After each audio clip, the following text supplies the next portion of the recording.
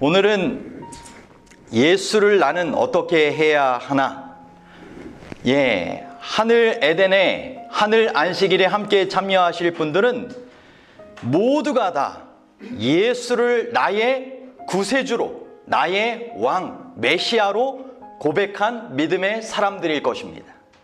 성령으로 말미암지 않고는 예수를 주시라 하실 수 없다고 하였는데, 오늘 우리 모두가 각자의 영원한 운명을 두고 매일 꼭 대답해야 하는 질문, 예수를 나는 어떻게 해야 하나? 라고 하는 제목을 가지고 함께 말씀 나누도록 하겠습니다. 어제가 크리스마스였죠. 예수님께서 꼭 오신 날은 아니었지만 많은 사람들이 세상의 기쁨과 또 자신들만의 이 사랑, 또 행복보다 이 세상의 행복과 또 인류의 구원을 위하여 이 땅에 오신 예수님을 생각한다면 더 좋은 그런 의미가 있겠죠.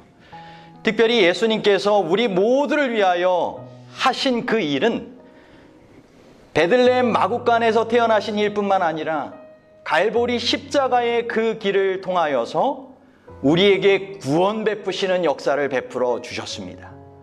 그래서 결국 우리의 심령 가운데 예수님이 정말 다시 태어나시고, 예수님이 나를 위하여 세우시는 십자가가 다시 세워지고, 예수님의 지금도 하늘 지성소에서 나를 위하여 봉사하시는 그 봉사를 바라보고, 주님께서 나와 교제하시기 위하여 약속하신 보혜사 성령님을 구하며 그러한 삶을 살아갈 때 이 땅에 아기 예수로 오신 예수님의 그 귀한 뜻이 온전히 이루어지는 것 아니겠습니까?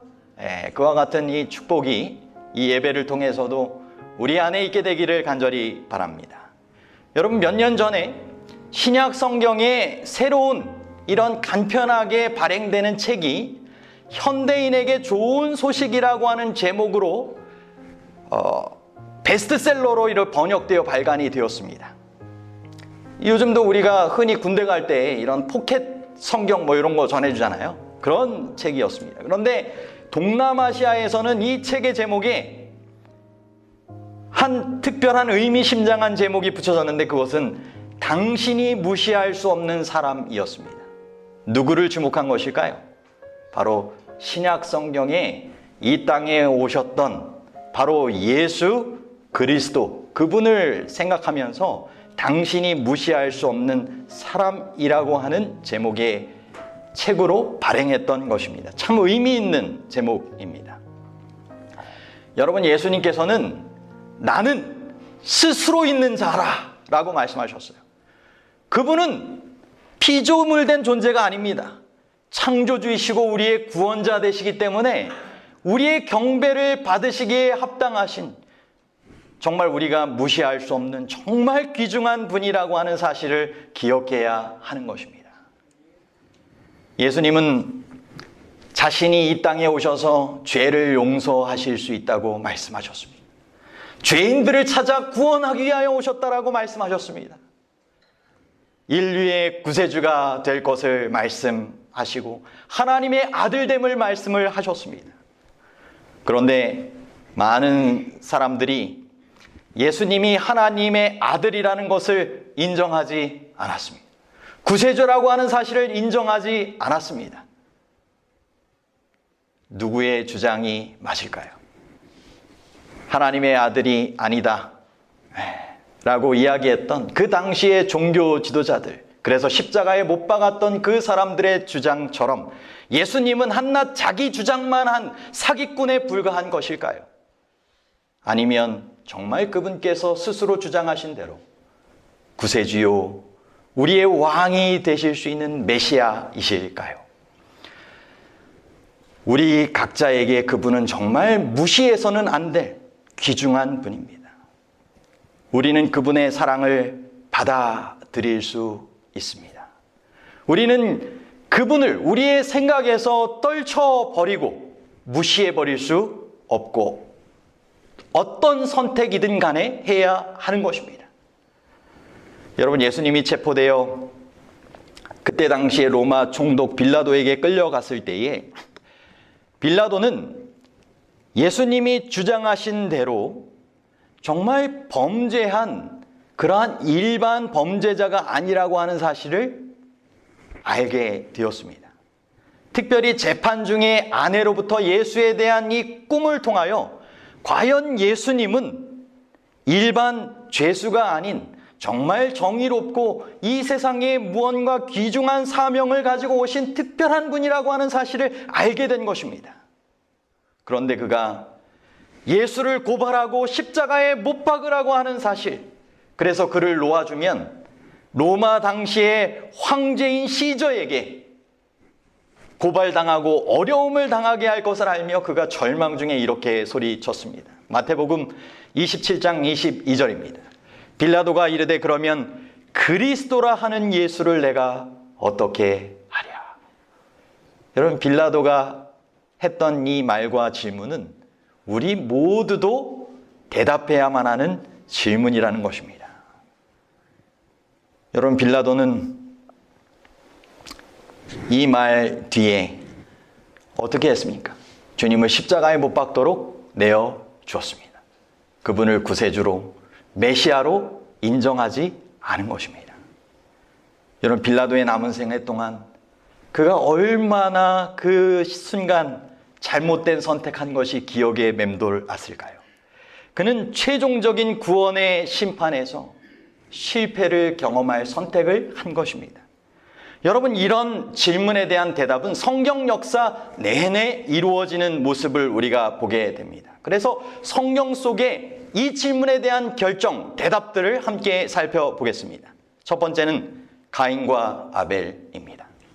아담과 하와가 죄를 지었을 때 하나님께서 죄 가운데 인류가 멸망당할 것을 내어 버려두지 않으시고 구원할 계획을 말씀하셨습니다. 결국 죄 없는 양을 잡아 피의 제사를 드리면 그 제사를 믿음으로 드릴 때 우리의 죄가 용서받고 구원받게 된다라고 하는 것을 말씀하여 주시고 그런 제사를 드리라고 했던 것입니다. 그런데 사단은 바로 하나님의 어린 양 대신 세상 죄를 지고 가시는 그 예수 그리스도의 희생을 그냥 내버려 둘 수가 없었습니다. 그것을 믿고 구원받게 되는 것을 내버려 둘 수가 없어서 가인을 설득을 하게 되죠. 창세기 4장 3절로부터에 있는 내용입니다. 세월이 지난 후에 가인은 땅의 소산으로 제물을 삼아 여호와께 드렸고 아벨은 자기도 양의 첫 새끼와 그 기름으로 드렸더니 여호와께서 아벨과 그의 제물은 받으셨으나 가인과 그의 제물은 받지 아니하신지라. 누구의 꼬임에 빠진 거예요? 사단의 꼬임에 빠져서 예수 그리스도의 그 희생을 의미하는 그것을 행하지 않은 것입니다. 예수님을 구세주로 받아들이지 않은 것입니다.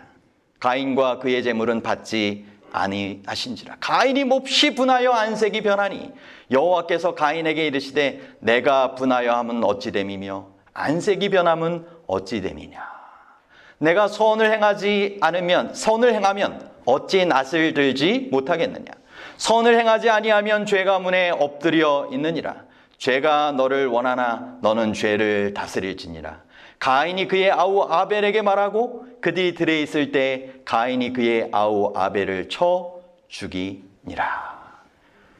여러분, 죄를 짓지 않기 위해서는 무엇을 행해야 된다고요? 적극적으로 성령의 감동하심 가운데 선을 행해야 하는 것입니다. 너는 죄를 다스릴지니라 말씀하신 분께서 죄를 다스리며 이기실 수 있는 분이십니까?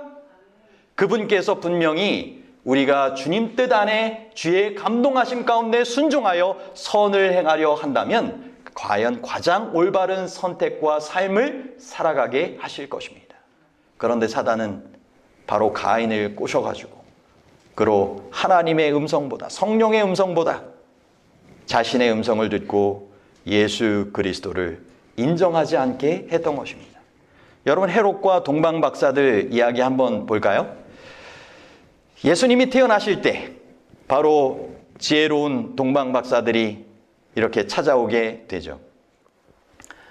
마태복음 2장 11절에 집에 들어가 아기와 그의 어머니 마리아가 함께 있는 것을 보고 엎드려 아기께 경배하고 보배합을 열어 황금과 유향과 모략을 예물로 드리니라. 지혜로운 사람들이 정말 지혜로웠습니까?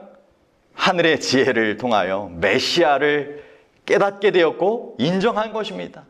그들이 할 수 있는 가장 온전한 헌신의 경배를 드렸고, 이 예물이 예수님께서 헤롯을 피하여 이집트로 도망가는 피신 생활 내내 그 가정을 영위할 수 있는 아주 귀한 재물이 되었다라고 고백되어지고 있는 것입니다. 반면에 헤롯은 어땠습니까? 처음부터 그는 태양은 두릴 수 없듯이 자기가 왕위에 앉아있는 자리가 위태로운 경쟁자로 바로 태어날 메시아 예수 그리스도를 주목해 바라보았습니다. 그리고 동방박사들에게 어디 태어나셨는지를 알게 되면 나한테도 알려줘서 나도 가서 경배하게 하라, 거짓말로 이야기를 했죠. 하지만 하나님의 천사들이 나타나서 동방박사들에게 알려주어서 결국 동방박사들은 다른 길로 헤롯에게 알리지 않고 돌아가게 되죠. 헤롯이 어떻게 했습니까?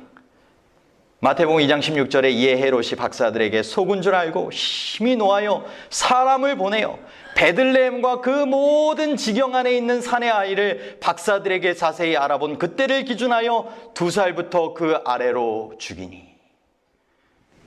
여러분, 예수님을 받아들이지 않는 그런 삶에 이런 끔찍한 죄악의 모습까지 이어질 수 있다는 것입니다. 여러분, 우리는 예수님이 정말 무시할 수 없는 분이었다라고 하는 사실을 성경의 기록들을 통하여 분명하게 살펴보게 됩니다. 예수님께서 가다라를 방문하셨을 때 귀신 들린 사람을 고쳐주셨습니다.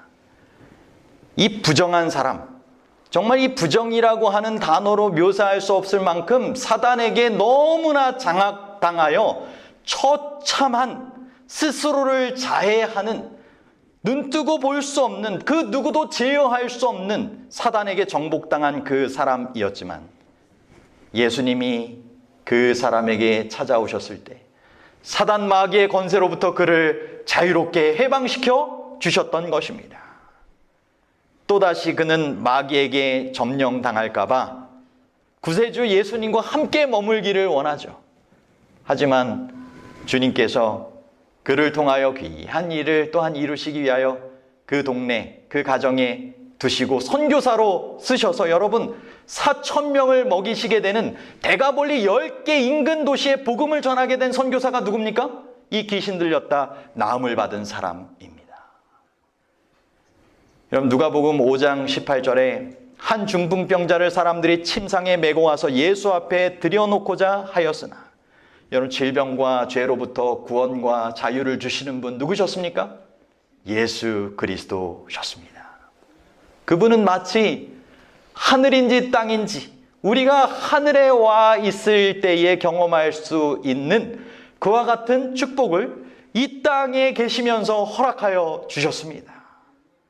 정말 주님께서 베풀어 주신 그 메시아로서의, 그 구원자로서의 그 귀한 사명 가운데 우리는 그분을 결코 무시할 수 없는, 정말 거부할 수 없는 귀한 능력과 매력이 그분에게 있으셨다라고 하는 사실을 인정하게 되는 것입니다. 여러분, 마태는 어땠습니까? 마태는 매우 부자였지만 영적으로 부하지는 못했습니다. 심령이 가난했습니다. 그 누구도 그를 가까이 하려고 하지 않았던 것입니다.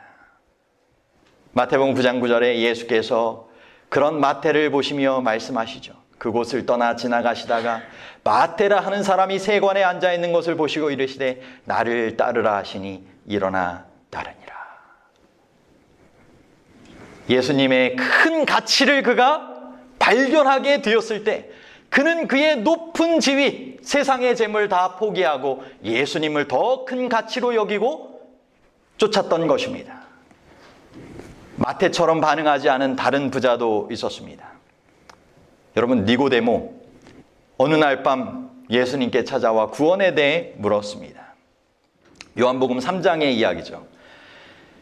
예수께서 대답하여 이르시되 진실로 진실로 내게 이르노니 사람이 거듭나지 아니하면 하나님의 나라를 볼 수 없느니라. 여러분, 무엇으로 거듭나야 된다라고 말씀하셨어요? 물과 성령으로 거듭나야 된다라고 분명히 말씀하셨는데, 그 말씀을 하시기 전에 거듭나야 된다고 하니까 니고데모가 그 말을 그대로 순종하여 받아들이지 않고 이렇게 되묻죠. 어찌 그러한 일이 있을 수 있습니까? 어찌 장성한 사람이 어머니 뱃속에 들어갔다가 다시 태어날 수 있겠습니까? 여러분, 주님께서 행하시는 그 물과 성령으로 거듭나는 귀한 하늘 백성이 되는 그 일에 우리도 참여할 수 있도록 다시금 주님께서는 초청하시는 것입니다. 여러분, 유대 민족 어땠을까요? 빌라도의 법정에 모인 유대 백성들, 그들이 소리 지르죠. 없이 하소서, 없이 하소서. 그를 십자가에 못 박게 하소서. 빌라도가 이르되 내가 너희 왕을 십자가에 못 박으랴. 대제사장들이 대답하되 뭐라고요?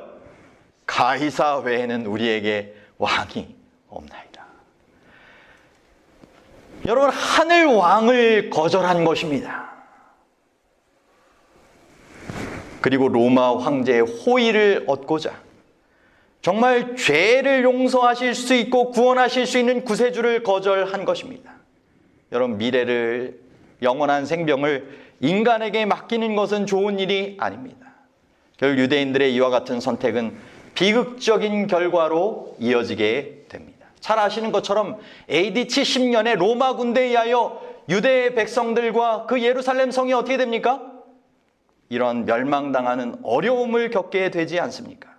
마지막 때 예수님 재림하시는 그 순간에도 그를 찌른 자들이 볼 것이요 라고 이야기했던 것처럼 그를 찌른 로마 병사들 뿐만 아니라 그를 십자가에 못 박아 찔러 죽이라고 이야기했던 그 사람들도 그들의 선택이 얼마나 잘못됐는지 경험하게 될 것입니다. 빌라도가 아무 성과도 없이 도리어 밀란이 나려는 것을 보고 물을 가져다가 무리 앞에서 손을 씻으며 이르되 이 사람의 피에 대하여 나는 무죄하니 너희가 당하라. 백성이 다 대답하여 이르되 뭐라고 했어요? 그 피를 우리와 우리 자손에게 돌릴지어다. 자신들의 선택으로 자신들의 운명을 결정한 것입니다. 그것이 그렇게 중요한 질문이 될지 그때는 몰랐던 것입니다.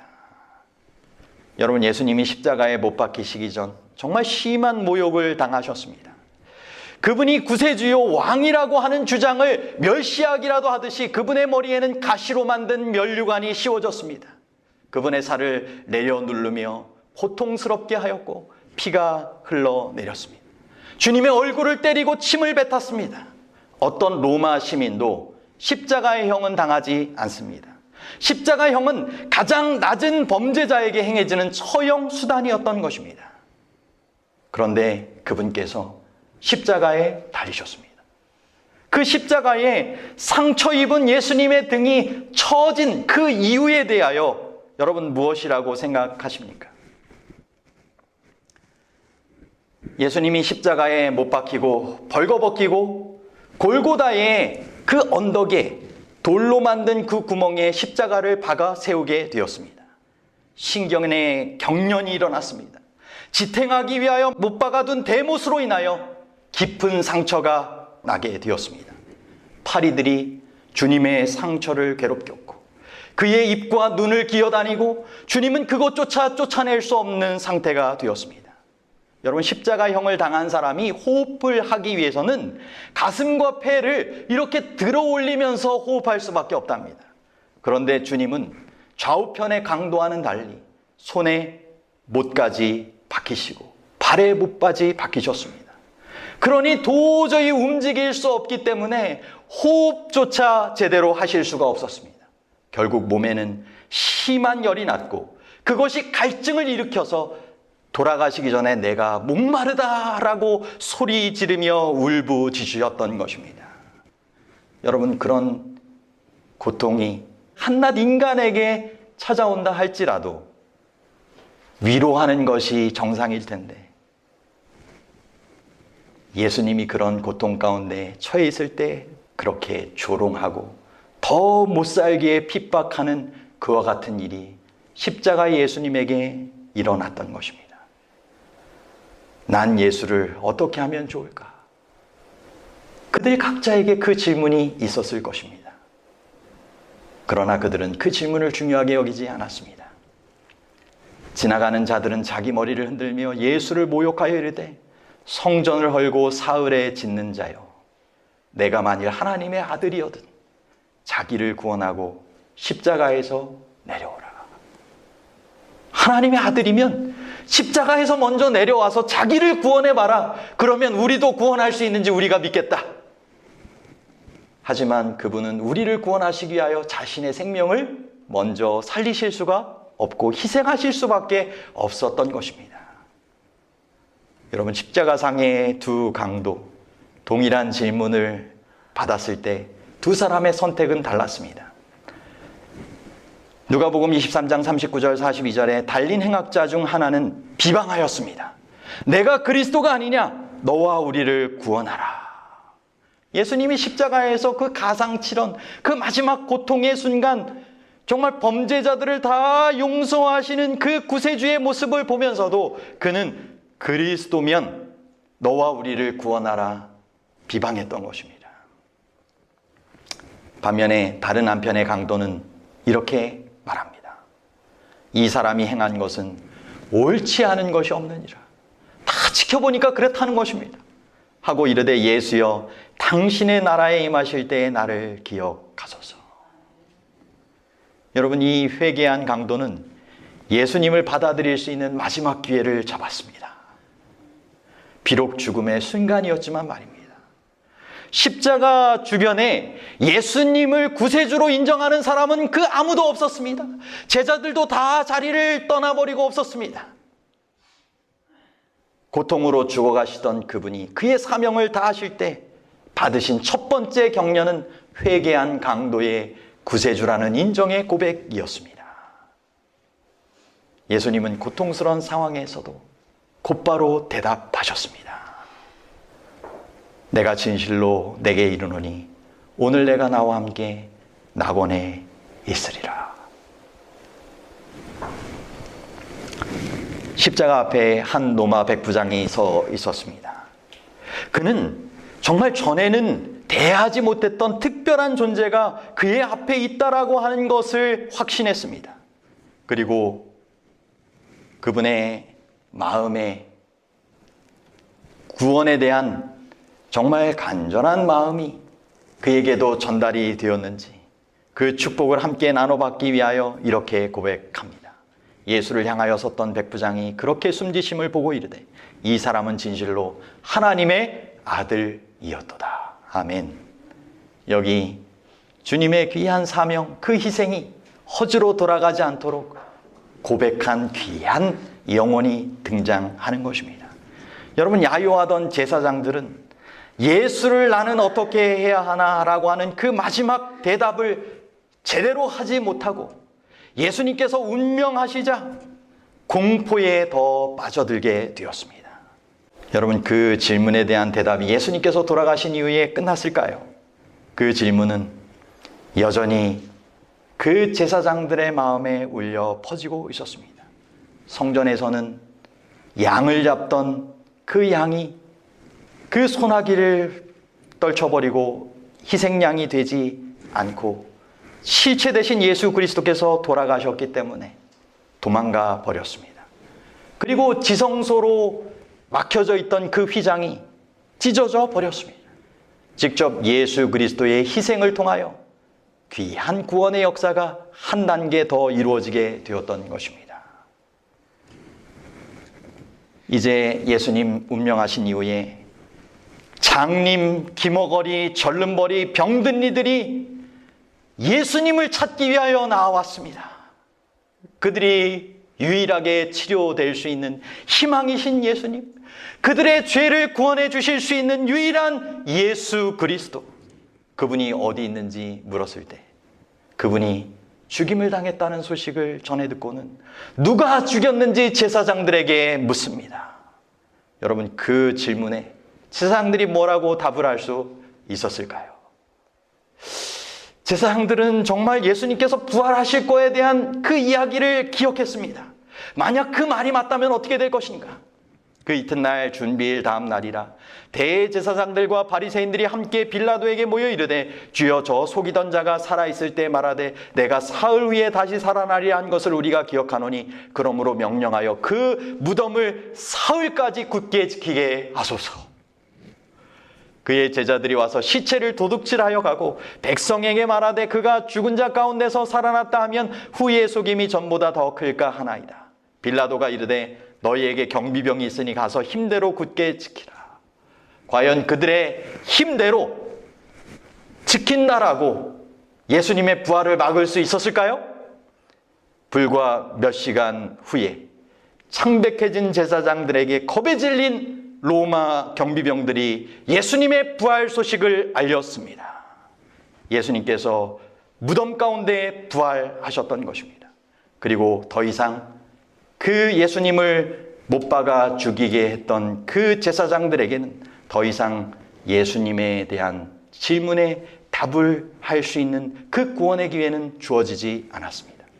이제 그 질문에 대하여 우리 모두가 답을 해야 할 차례입니다.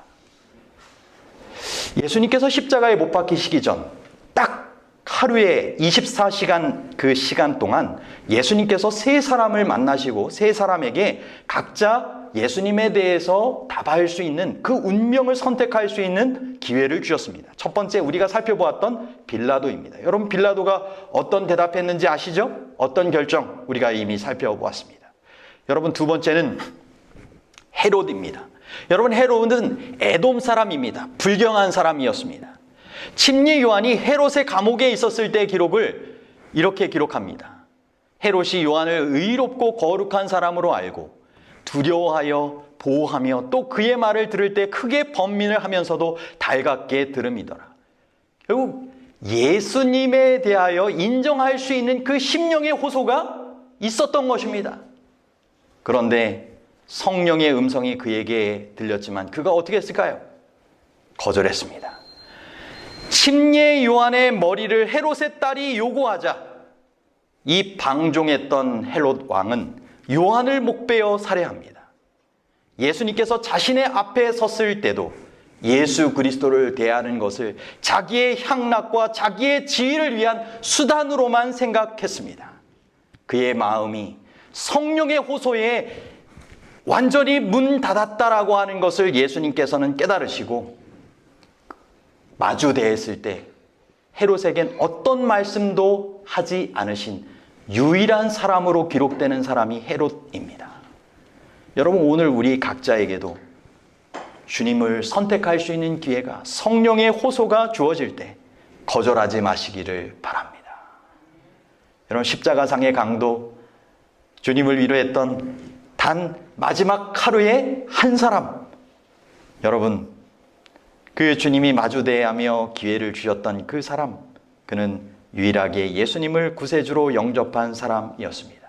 그리고 그의 모습을 통하여 그 주변의 사람들 또한 영향을 받아 회개하고 또 주님께 나오는 역사가 또한 있게 되었습니다. 여러분 우리 각자에게도 주님께서는 이와 같은 구원의 기회를 주시는 것입니다. 예수 그리스도를 구세주 왕으로 모셔드린다면 과거의 모든 죄에 대하여 용서받을 수 있는 것입니다. 전 인류가 각자 대답해야 할 질문입니다.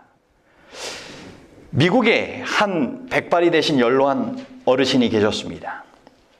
목사님이 그곳에 부임해 간 지 얼마의 시간이 지난 다음에 그 백발의 어르신이 아직 교회 농명책에 이름이 기록되지 않은 침례받지 않은 분이라고 하는 사실을 알게 되었습니다.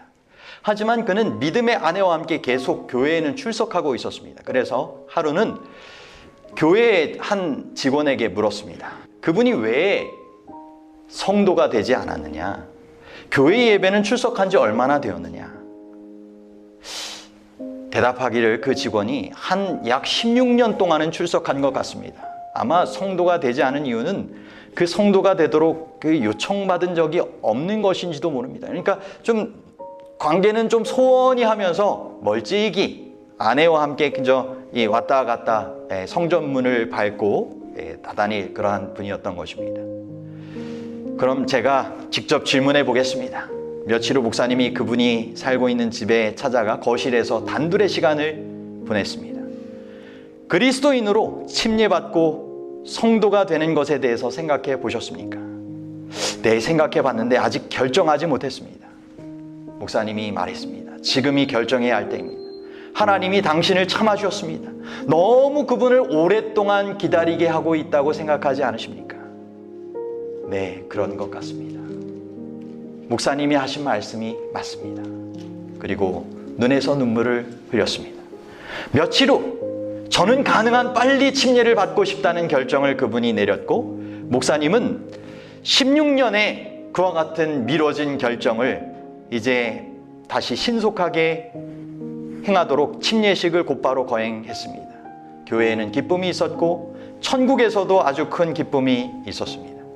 저는 바라기는 이 교회에 VIP로 우리가 기도하며 함께 관심을 기울이고 접촉하게 되는 우리의 사랑하는 가족 구성원들 중에서, 그리고 우리의 이웃 중에서 함께 호소하여 결정해야 할 그와 같은 분들이 있다면, 성령의 호소가 그들에게 임할 때 예수 그리스도를 개인의 구세주요 왕으로 메시아로 영접하여 구원받게 되는 귀한 성령의 역사가 일어나게 되기를 바라는 것입니다.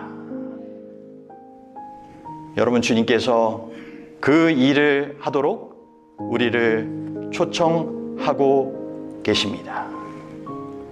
예수 그리스도를 매일 나의 죄를 용서하는 구세주로, 나의 왕으로 대답하며 결정하시기를 바랍니다. 그리고 함께 기쁨과 평안과 교제의 삶을 살아가시기를 바랍니다. 나뿐만 아니라 예수를 나는 어떻게 해야 하나, 이 질문에 나의 가족과 이웃들도 바른 대답 결정을 하도록 기도하며 최선을 다해 돕게 되시기를 바랍니다. 주님 오실 때가 가까워 오고 있습니다. 더 이상의 기회가 언제까지 있을지 보장할 수 없는 때에 우리가 살아가면서 우리의 사랑하는 가족과 이웃을 돌아보시고 성령의 역사를 함께 경험하도록, 그래서 예수를 나는 어떻게 해야 하나, 이 질문에 가장 바른 현명한 결정을 할 수 있도록 주님의 귀한 일꾼들로 쓰임받는 우리 모두가 되시기를 간절히 바라며 말씀을 마치도록 하겠습니다.